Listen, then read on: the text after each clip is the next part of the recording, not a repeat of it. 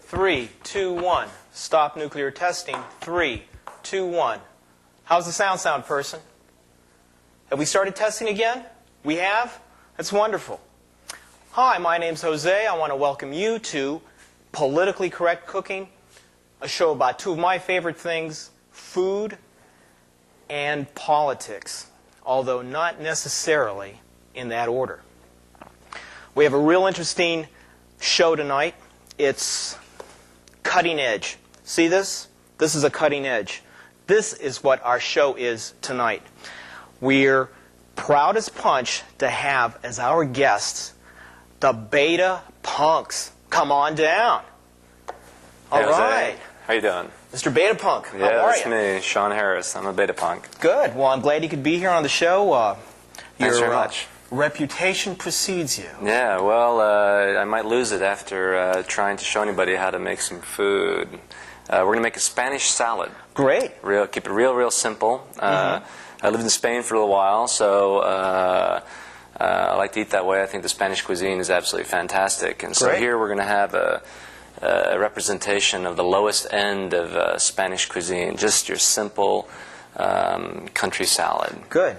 Ensalada del campo. Ensalada del campo, I think this will be called actually ensalada del pobre. Okay. Del pobre, I should say it properly. Well, this is since we're so strapped on our budget, we've devised a salad here in which we'll have you imagine the dressing. Okay. So you're going to have to walk through the dressing with me and like reach out for all these Mexican and Brazilian movies and books and all this sort of magical presence that's around everywhere. So you just have to pretend that those lemons there are actually filled with olive oil and brown sugar and chopped garlic and a little bit of chopped freezed chives and all this sort of thing. You think you can do that?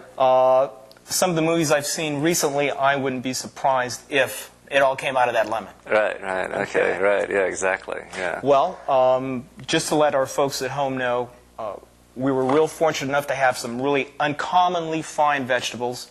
Everything is organic here, and I can't wait to taste it. Yeah. So what do you want me to do here? Well, first of all, I think we should tackle the yuppie lettuce. I always call this yuppie lettuce because when in Spain they don't have any such thing like this. I don't know if there's this isn't arugula or anything like that, but there's some really nice looking lettuces here. This is a very odd one here. I think this goes like for $13.95 in the various stores in 18th Street or various restaurants in 18th Street. So I tell you what. Why don't you? What we'll do is we'll break up the lettuce into small, bite-sized pieces and things like that. So I'll give you the ragged looking lettuces here, if you don't mind. Okay, you can take this one. And I really like that one, actually. That feels a little better. That looks like just a regular sort of organic romaine, so you can do that here.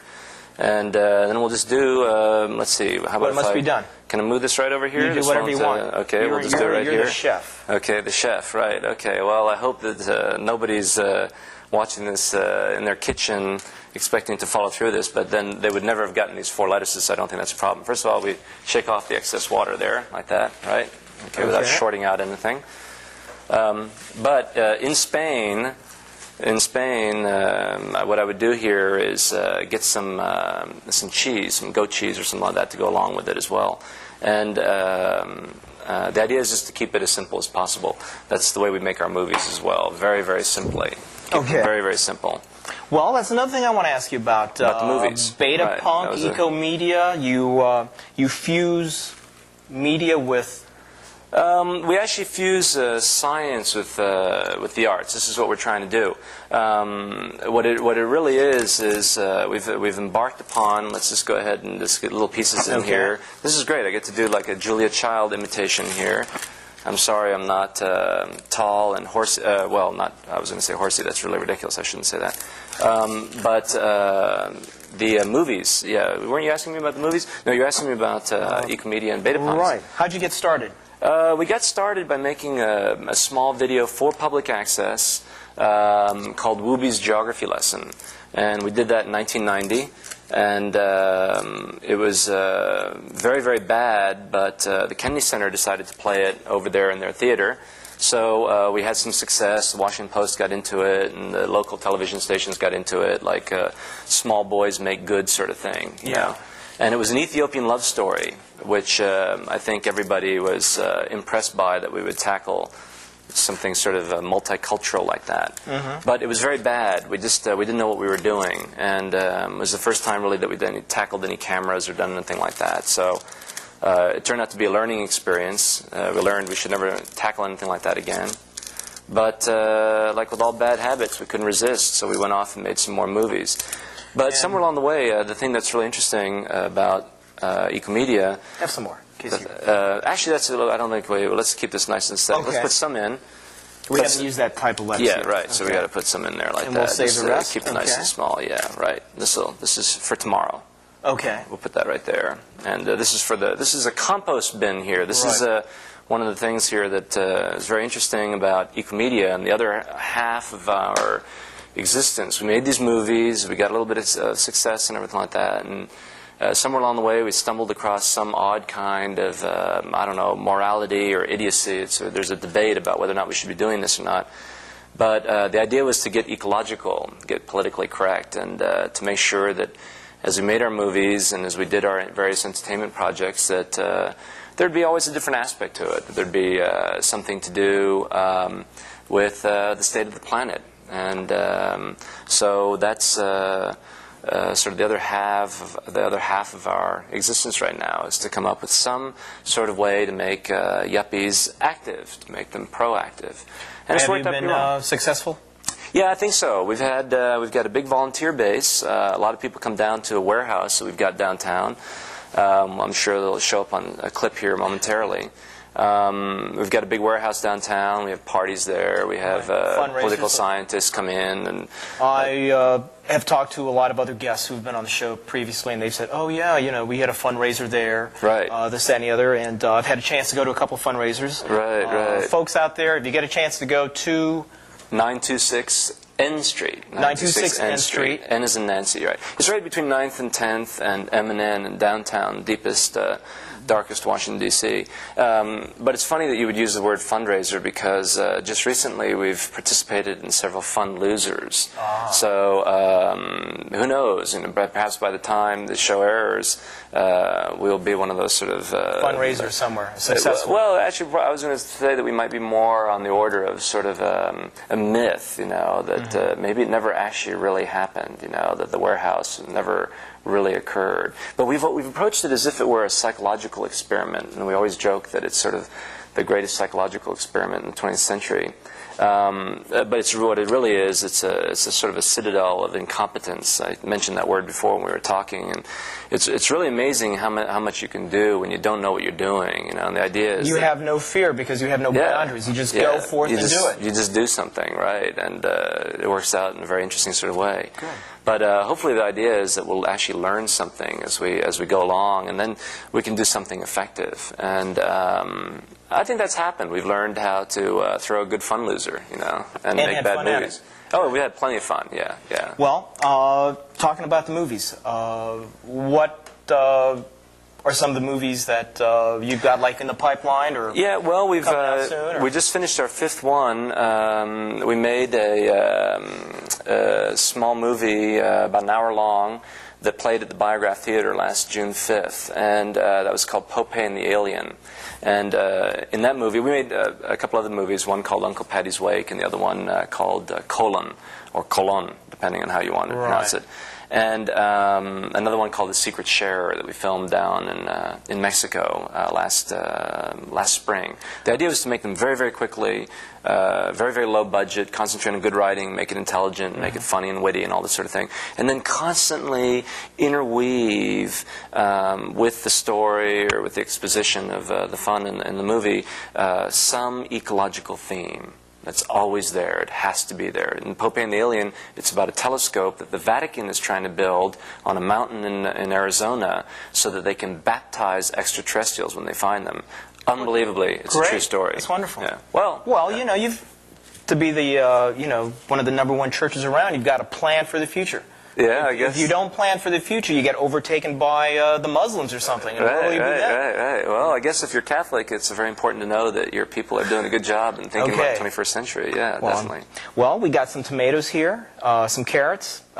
Should we plan to add these to the... Yeah, what we want to do is chop them up in small little pieces here. So where's there a good knife here? I saw you wielding. Here. Okay. We also have a couple of selections. All right, I'll take this. I'll tell you how I like to do it here is we just dry it off here on our clean clothes here.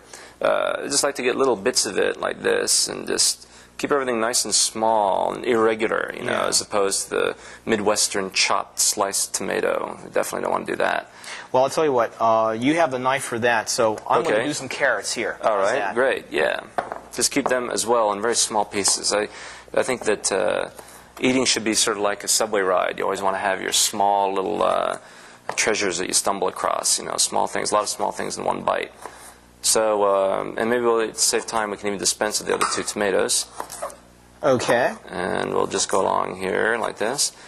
But I think it's really important that I mentioned that with the movies that the last one we made, we just went and saw El Mariachi, the Robert Rodriguez movie, made for $7,000.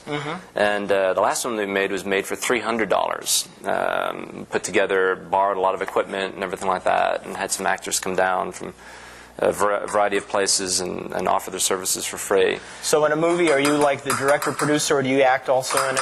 The group, on the movie? Right. The gang sort of puts it together, the Beta Punks gang. I'd love to say that they had a style and everything like that, but apart from a lot of flubs and mistakes, I think you'd be hard-pressed to find a style of any sort that runs, you know, throughout all the movies.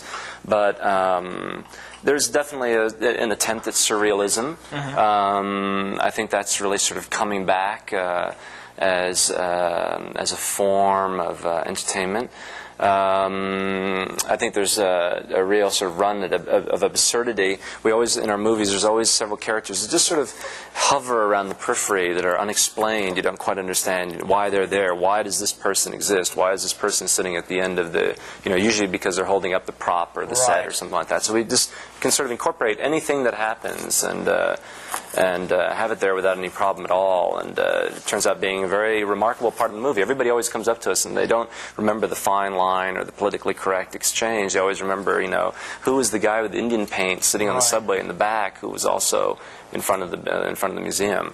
So I think we've done quite well in populating our movies with a very odd sort of series of characters and looks and things like that. And I suppose you could say that we're trying to copy some people, which we do, because before we make a movie, we sit down and watch a bunch of movies, and we try to lift the best things from those movies. So in trying to copy Jane Campion or Alan Rene, we end up making a movie that, you know, is as good as, say, Tobe Hooper or some other Hollywood idiot like that. So anyway, we've got here most of our salad, and we've got the avocados that we have to time that correctly.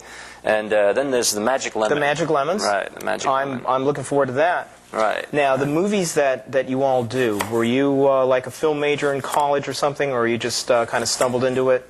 Did you say, well, you know, it's Earth Day, I got to save the Earth because nobody else is going to do it? And you just decided that with a camera, that was your weapon? Do you ever sometimes get the feeling of being signaled from outer space? Yeah. Yeah. Do you think perhaps you're getting a signal like that right now? Like, there's this like sort of terrestrial thing, extraterrestrial thing happening. There's something. Somebody is beaming something. Somebody's trying to get your attention. I'm sensing stuff. You're sensing that. Right. Okay. I just want to let you know that because that's the first sort of thing happens. Okay. Well, we'll do this. I heard you were kissed last week. I was kissed last week, and who knows what's going to happen this week? And while we're contemplating what's going to happen this week, why don't we see one of your clips? Okay. So roll it to the clip. Don't go away. I never promised you my undivided attention. But we had an agreement. My reputation needs a Band-Aid. I don't know if we can undo your thirst for gold. Gold? Look. Act. I choke on it. I renounce it. I denounce it.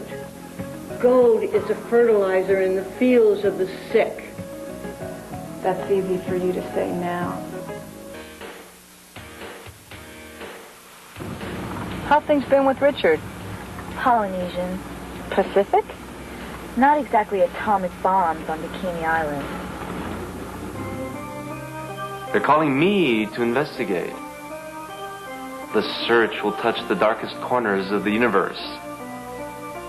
Like a man made of silicone, I will awake from the sleep of 1,000 years to ask witnesses and philosophers and poets, did you see what happened? And if you did, was it with your own eyes? That's police work. Mr. John Johnson of Atlanta Richfield Petroleum fell 13 floors into a swimming pool at the Hilton Woodley Hotel. The look is your call. Have we reserved the helicopter? Johnson was nude. The English professor thinks your play is good. Good? My story is history.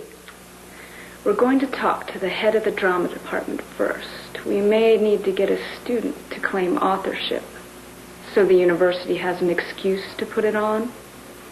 An excuse? Brazil is an excuse. Security and a husband means spaghetti every other Friday, sharing lottery tickets, weekends in New York, and a week skiing in Switzerland. Always persons in authority hoard their power, as if each permission given makes them the poorer. That's the way it's always been, matey. History must be corrected. A mistake or two shouldn't sully the reputations of artists or explorers. I am not a scoundrel. Escape to what?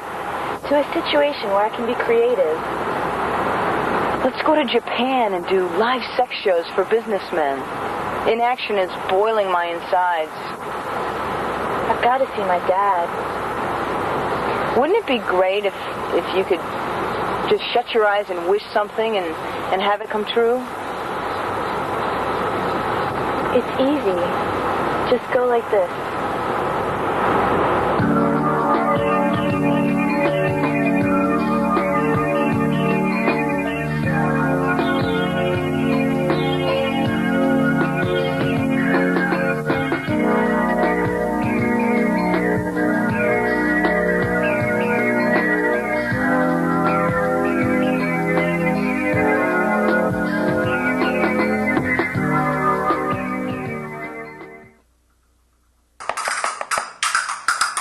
So it's always funny how making these salads, there's always a rhythm to it. You hear this It's sort the of this rhythm inner of. sensation. So what do you think of the movie? I like the movies. I wanted to ask you more about the Catholic Telescope movie. Now, I hear that it's being built on an Indian. Right, it's being built on a mountain in Arizona called Mount Graham. And it's really hilarious. The Catholic Church is going forward with this, the Vatican's going forward with this, because they don't believe that the Apache Nation, which has a sacred burial ground on the mountain, they don't believe that the Apache Nation is religious enough. There's nothing documented on paper. There's no history other than oral of the various traditions and the religiosity of these people. So the Catholic Church has taken the standpoint that, look, we really respect the burial ground, all this kind of thing, but we don't really think But you guys don't pagan. have a pope. Yeah, No exactly. pope? Exactly. You don't have proper representation in Right. Congress, so you're out of there. They got together with a couple other groups to build this telescope on the mountain. And unfortunately, what they found out was that the mountain also was home to the endangered little silverbacked red squirrel. It's some sort of red squirrel, mountain red squirrel or something like this. Right. That's an endangered species.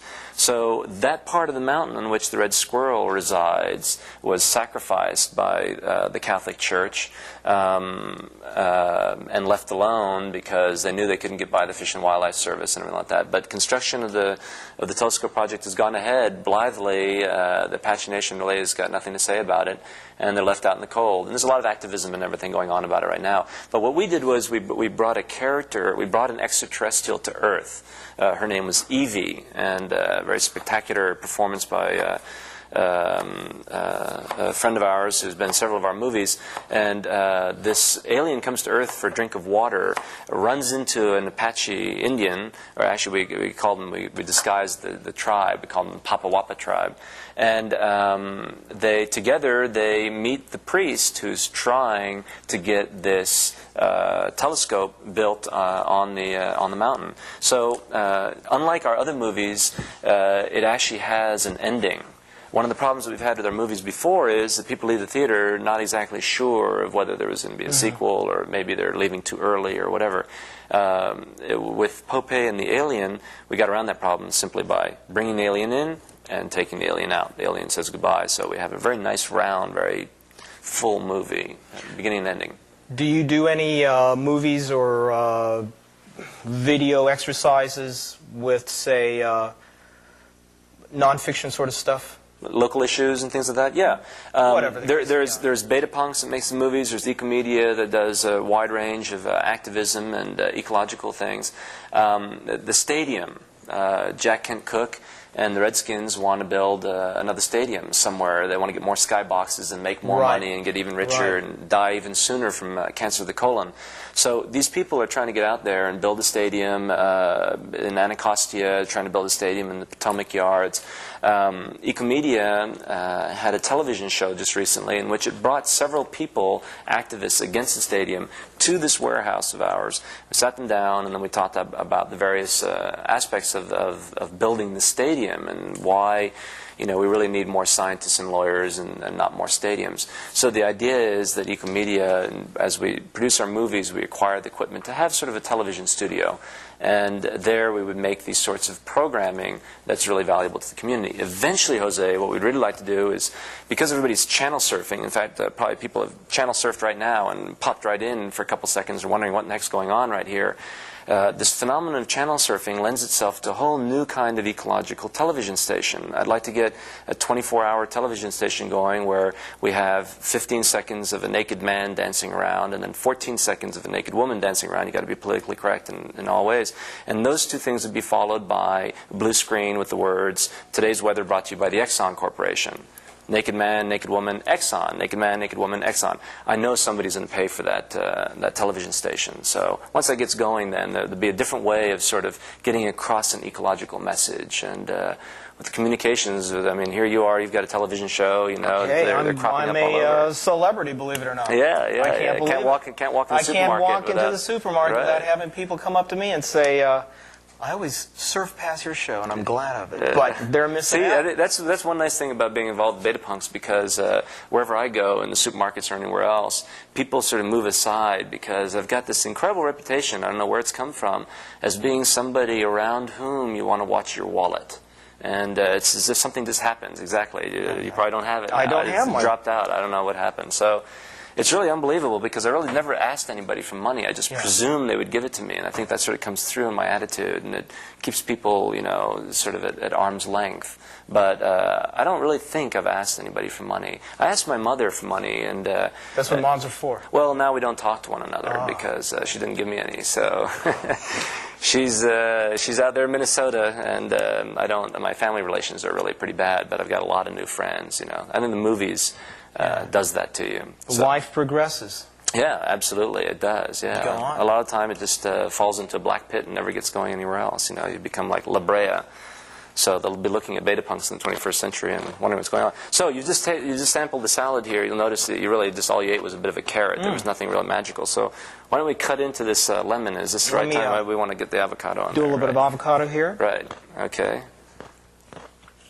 See, that's very interesting the way you cut it like that. That's how do you cut the avocado? well. See, what ends up happening here? You can do this thing. This is probably a fairly, and then what you do here is you do this little thing where you go across and across and across and across, and then down, down, down, down, and then you squeeze out all the little bits of avocado like that. Great.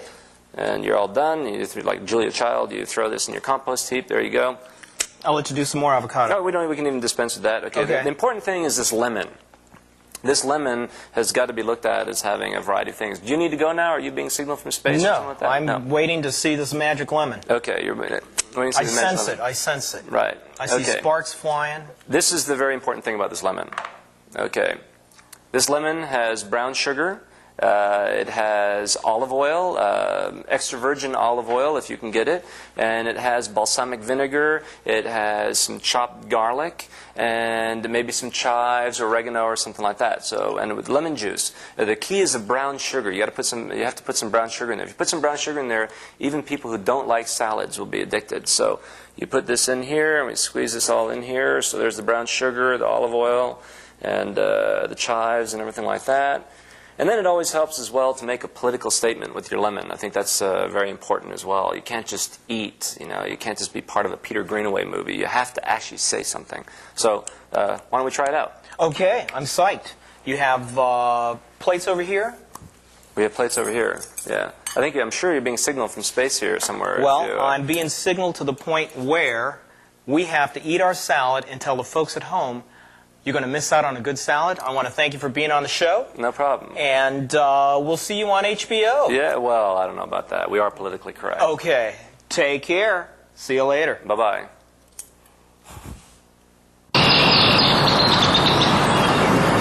Most of this stuff was washed in off of the parking lots and roadways.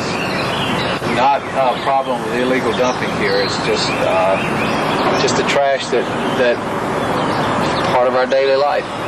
Everything here is familiar artifacts of what we do day to day. Coffee cups, oil bottles, oil cans, hot drinks. And this is the Anacostia up close.